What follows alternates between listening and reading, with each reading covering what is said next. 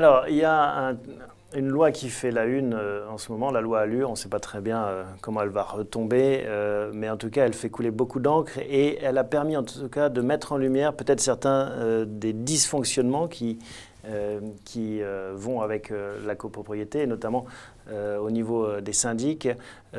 Qu'est-ce que vous en retenez de cette loi Allure, Catherine? Écoutez, j'en retiens qu'elle tente d'y répondre. Elle avait un objectif de davantage de transparence dans la gestion de la copro, notamment dans les rapports financiers entre le syndic et les copropriétaires. Si ça se passe bien, ça devrait marcher.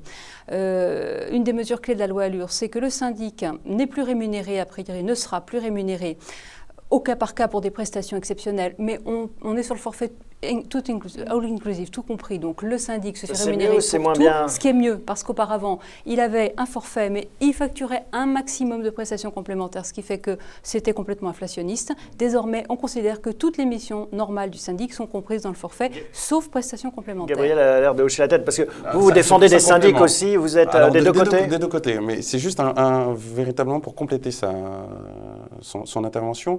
Il y a un arrêté du 19 mars 2010 qui fait la liste des charges qui doivent être incluses, des interventions du syndic qui doivent être incluses d'ores et déjà dans ses honoraires.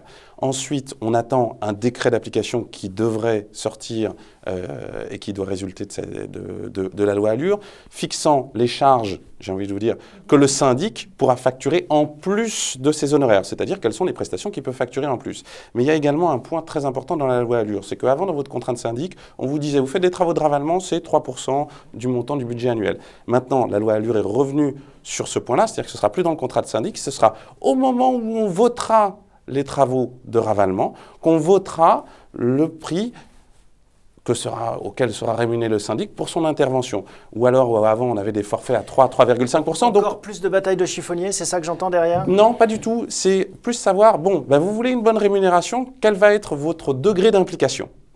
Et plus de transparence. Et plus de transparence. L'idée n'est pas d'avoir un syndic tout-puissant, mais un syndic dont finalement les missions et le contrat sont négociés. Un mot sur cette loi Allure, justement, on en est où? Quelles sont vos informations, vous en tant que journaliste, vous en tant que professionnel du droit? J'imagine que c'est quelque chose que vous guettez.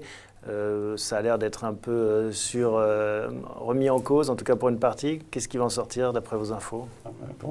Moi, j'ai envie de vous dire en deux mots, vaste programme. Parce qu'il y a un peu plus de 200 décrets d'application qui sont en attente.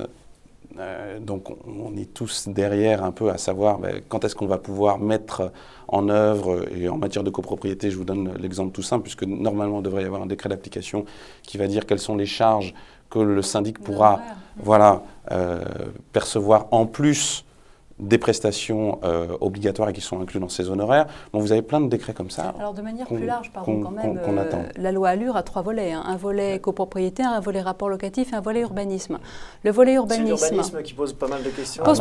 C'est beau d'habitation. Oui, beau d'habitation dans la mesure où on a un blocage des loyers qui avait été prévu par cette loi. Qui a bloqué le marché et qui a des conséquences sur l'urbanisme aussi. Exactement. Donc on a un peu tendance à vouloir revenir aujourd'hui en arrière, mais finalement, revenir en arrière, ce n'est pas supprimer le système de blocage, c'est revenir à ce qui existe depuis déjà pas mal de temps, blocage des loyers limité à la région parisienne, puisque tout repose pour bloquer ces loyers sur la constitution d'observatoires locaux des loyers.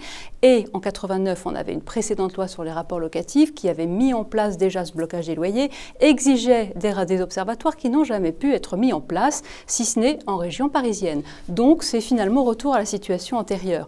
Après, le volet urbanisme, on ne sait pas trop, a priori, il ne devrait pas être énormément touché. Il était très technique et je pense que le volet copropriété, on peut s'avancer pour dire qu'il va rester tel quel parce qu'il fait l'unanimité. Mais sur les baux d'habitation, ça crée véritablement cette loi Allure de grosses problématiques parce que c'est surtout sur ce fameux encadrement des loyers où vous allez avoir un loyer de référence qui est un loyer milieu, un loyer majoré qui sera de 20% supérieur à ce loyer de référence qui est au milieu et un loyer minoré de 30%. Et la problématique, je vous le donne, sur un bloc, vous avez un immeuble, ce sera le même prix que vous soyez au rez-de-chaussée sur les poubelles qu'au 5e étage. Et la même chose, vous prenez cette même problématique du même immeuble avec un appartement entièrement rénové et un appartement qui ne le serait pas du tout.